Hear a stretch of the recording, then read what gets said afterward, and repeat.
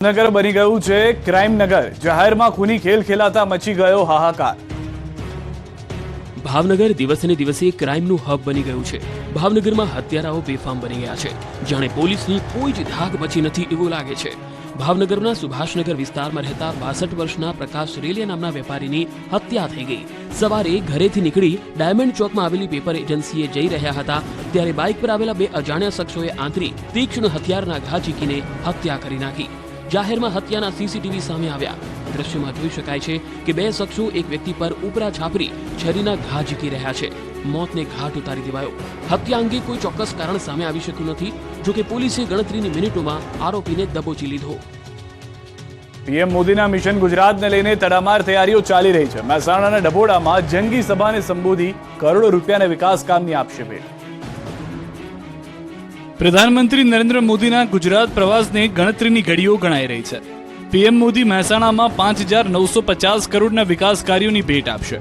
PM મોદીના આગમનને લઈને તડામાર તૈયારીઓ ચાલી રહી છે। પીએમ મોદીના કાર્યક્રમની તૈયારીઓને આખરી ઓપ આપી દેવાયો છે। આવતીકાલે પ્રધાનમંત્રી માદરે વતન આવશે। પીએમ મોદી ડભોડામાં જંગી જનમેદની સંબોધશે। 1 લાખ લોકો બેસી શકે તેવો વિશાળ ડોમ તૈયાર કરાયો છે। સાથે જ ડભોડા નજીક સભા મંડપ અને 3 હેલીપેડ તૈયાર કરાયા છે। આ બાજુ અંબાજીમાં પણ પીએમ મોદીના આગમનની તૈયારીઓ તેજ થઈ ગઈ છે। પીએમ મોદી અંબાજીમાં મા અંબાના દર્શન કરશે। અંબાજી મંદિરમાં પીએમ મોદી પૂજા અર્ચના કરશે, જેને લઈને ચુસ્ત બંદોબસ્ત ગોઠવી દેવાયો છે। મંદિરમાં ફૂલોનો શણગાર કરાશે। શણગાર માટે સેંકડો કિલો વિવિધ ફૂલો લવાયા છે, તો સફાઈ માટે 2000 જેટલા સફાઈ કામદારો લગાવાયા છે। તમને જણાવી દઈએ કે વડાપ્રધાન નરેન્દ્ર મોદીના હસ્તે ગુજરાતમાં 5,941 કરોડ રૂપિયાના વિવિધ પ્રકલ્પોનું લોકાર્પણ અને ખાતમુહૂર્ત કરવામાં આવશે। વિવિધ પ્રકલ્પોમાં ભારતીય રેલવે, GRIDના પ્રકલ્પો, જળ સંસાધન વિભાગ, પાણી પુરવઠા વિભાગ, માર્ગ અને મકાન વિભાગ તેમજ શહેરી વિકાસ વિભાગના વિકાસ કાર્યો સામેલ છે। આ વિકાસ કાર્યો ગુજરાતના મહેસાણા, અમદાવાદ, બનાસકાંઠા, સાબરકાંઠા, મહીસાગર, ગાંધીનગર અને પાટણ જિલ્લાને આવરી લે છે। આ તમામ જિલ્લાઓ વચ્ચે કુલ 16 પ્રકલ્પો છે, જેમાંથી 8નું લોકાર્પણ અને 8 વિકાસ કાર્યનું પીએમ મોદીના હસ્તે ખાતમુહૂર્ત કરવામાં આવશે। રાજ્યના 7 જિલ્લાઓને આ વિકાસ કાર્યનો લાભ મળશે। નર્મદાના કેવડિયામાં રાષ્ટ્રીય એકતા દિવસની ઉજવણી થવાની છે, જેને લઈને સ્ટેચ્યુ ઓફ યુનિટીને દુલ્હનની જેમ શણગારી દેવાયું। 31 ઓક્ટોબરે નર્મદાના કેવડિયામાં રાષ્ટ્રીય એકતા દિવસની ઉજવણી થશે। રાષ્ટ્રીય એકતા દિવસ નિમિત્તે પીએમ મોદી પણ ગુજરાત આવવાના છે। કેવડિયામાં કરોડો રૂપિયાના પ્રોજેક્ટનું લોકાર્પણ અને ખાતમુહૂર્ત કરશે। આ દિવસની ઉજવણીને લઈ કેવડિયામાં તડામાર તૈયારીઓ શરૂ થઈ ગઈ છે। કેવડિયાને દુલ્હનની જેમ શણગારી દેવાયું છે। આ સાથે જ કેવડિયામાં પ્રવાસીઓ માટે નવા નજરાણા ઉમેરાશે। તમને જણાવી દઈએ કે 2012માં પીએમ મોદીએ સરદાર પટેલની પ્રતિમા બનાવવાનો નિર્ણય કર્યો હતો અને હવે તે પ્રોજેક્ટ સંપૂર્ણ થયો।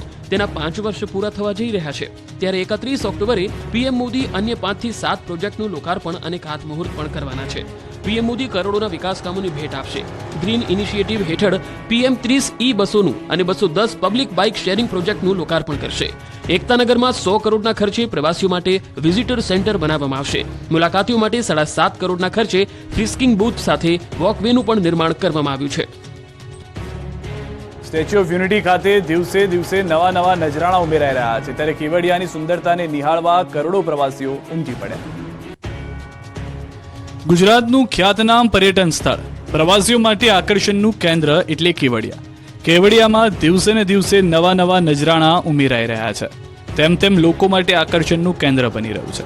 31મીએ પીએમ મોદી ફરી અનેક કામોનું લોકાર્પણ કરવાના છે, ત્યારે છેલ્લા 5 વર્ષમાં 1,53 લાખ પ્રવાસીઓએ લીધી છે એસઓયુની મુલાકાત। એસઓયુની મુલાકાતે વર્ષ 2023માં સૌથી વધુ પ્રવાસીઓ આવ્યા। જાન્યુઆરીથી ઓક્ટોબર સુધીમાં 31,92,000 પ્રવાસીઓ આવ્યા।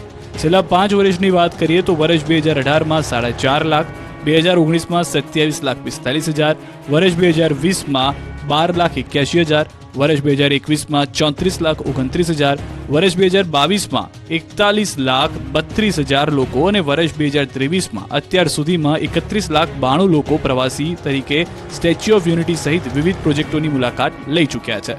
પ્રવાસીઓથી કેવડિયા સતત ઉભરાતું રહેતા આસપાસના સ્થાનિક લોકોને ઘર આંગણે રોજગારી મળી રહી છે। સાથે જ પ્રવાસીઓની વધુ સુવિધા માટે ₹100 કરોડના ખર્ચે વિઝિટર સેન્ટર અને 7.5 કરોડના ખર્ચે ફ્રિસ્કિંગ બૂથ સાથે વોકવેનું નિર્માણ કરાશે।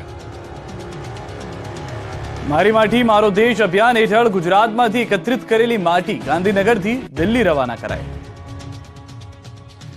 મારી માટી મારો દેશ અભિયાન હેઠળ દેશભરમાંથી માટી એકત્ર કરવામાં આવી તો ગુજરાતમાંથી એકત્રિત કરેલી માટી લઈને કુલ 75 જેટલા ઈ વ્હીકલ દિલ્હી જવા માટે રવાના થયા છે. કોબા સ્થિત કમલમ ખાતેથી તમામ વાહનોને અપાઈ છે લીલી ઝંડી.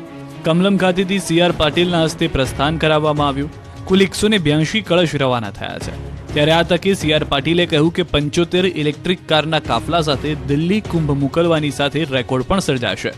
ઉપરાંત વીર શહીદો અને વીરાંગનાઓને યાદ કરીને CR પાટીલે નમન પણ કર્યા. અમદાવાદમાં બાળકોને હિન્દુ સંસ્કૃતિથી જાગૃત કરવા યોજાયો કાર્યક્રમ. ગુજરાત સાંસ્કૃતિક યોદ્ધા પુરસ્કાર 2023માં સરકારે લોકોને કરી અપીલ. અમદાવાદમાં ગુજરાત સાંસ્કૃતિક યોદ્ધા પુરસ્કાર 2023નું આયોજન કરાયું. પાલડીના ટાગોર હોલમાં ગુજરાત રાજ્ય સંગીત નાટ્ય અકાદમીના યુવક સેવા અને સાંસ્કૃતિક પ્રવૃત્તિઓના વિભાગે આયોજન કર્યું. રાજ્યના CM ભૂપેન્દ્ર પટેલે તમામનું સ્વાગત કર્યું. CM અને ગૃહ રાજ્યમંત્રીએ સંબોધન કર્યું. સંસ્કૃતિ વિશે લોકોને જાગૃત કરવાના પ્રયાસો વિશે સંબોધન કર્યું. ગૃહ રાજ્યમંત્રી હર્ષ સંઘવીએ કહ્યું કે છેલ્લા 2 વર્ષમાં બાળકોનું જીવન સુધરે તે માટે કામ કર્યું છે. મા બાપ રાત દિવસ મહેનત કરીને બાળકોને ભણાવે છે અને બાળકો સોશિયલ મીડિયા અને ફેશનની ખોટી દિશામાં જતા રહે છે. વધુમાં કહ્યું કે સંયુક્ત પરિવારમાં રહેવું જોઈએ. હું મારા દીકરા દીકરીને મંદિરમાં જવાનું નથી શીખવાડતો, પરંતુ મારા પિતા શીખવાડે છે અને તેના કારણે સંસ્કૃતિ જળવાઈ રહે છે. માંગરોળના વાંકલમાં કોસંબા APMCમાં CR પાટીલે કર્યું શક્તિ પ્રદર્શન. ભાજપના ડિરેક્ટરોનું સન્માન કરાયું. કોંગ્રેસના 500 કાર્યકરો ભાજપમાં જોડાયા. ભાજપના પ્રદેશ અધ્યક્ષ CR પાટીલ સુરતના માંગરોળમાં શક્તિ પ્રદર્શન કરી ચૂક્યા. માંગરોળના વાંકલમાં કોસંબા APMCમાં ચૂંટાયેલા ભાજપના ડિરેક્ટરનો સન્માન સમારોહના નામે દક્ષિણ ગુજરાતમાં ભાજપનો દમ દેખાડ્યો. કાર્યક્રમમાં પ્રદેશ અધ્યક્ષ CR પાટીલે પણ હાજરી આપી. સન્માન સમારોહમાં મંત્રી મુકેશ પટેલ, મંત્રી પ્રફુલભાઈ પાનસેરિયા, મંત્રી કુંવરજી હળપતિ સહિતના આગેવાનો પણ હાજર રહ્યા. ડિરેક્ટરોનો સન્માન સમારોહમાં મોટી સંખ્યામાં ભાજપના કાર્યકરો હાજર રહ્યા. આ સમયે ત્યાં સુરતના માંગરોળના વાંકલ ગામમાં મન કી બાત કાર્યક્રમ લોકોએ એક સાથે સાંભળ્યો. ભાજપના પ્રદેશ અધ્યક્ષ CR પાટીલ સહિતના નેતાઓની હાજરીમાં જિલ્લાના મંત્રીઓ, ધારાસભ્યો અને સાંસદ સભ્યો સહિત હોદ્દેદારોએ પણ PM મોદીનો મન કી બાત કાર્યક્રમ નિહાળ્યો. PM મોદીએ મન કી બાતમાં ગુજરાતના અંબાજીની વાત કરતા કહ્યું કે તમે બધાએ ગુજરાતના યાત્રાધામ અંબાજી મંદિર વિશે સાંભળ્યું જ હશે. અહીં ગબ્બર પર્વત તરફ જવાના માર્ગમાં તમને વિવિધ પ્રકારની યોગ મુદ્રાઓ અને આસનોની મૂર્તિઓ જોવા મળશે. PM મોદીએ વધુમાં વેસ્ટ ટુ વેલ્થ ઝુંબેશને વધુ વિસ્તારવા અપીલ કરી હતી. આ પ્રસંગે આપ અને કોંગ્રેસના 500થી વધુ કાર્યકરો અને હોદ્દેદારો ભાજપમાં જોડાયા. કોંગ્રેસ પ્રદેશ ડેલિગેટ સભ્ય હરીશ વસાવા સહિત મોટી સંખ્યામાં કાર્યકરો ભાજપમાં જોડાયા. CR પાટીલ તમામને ભાજપમાં આવકારી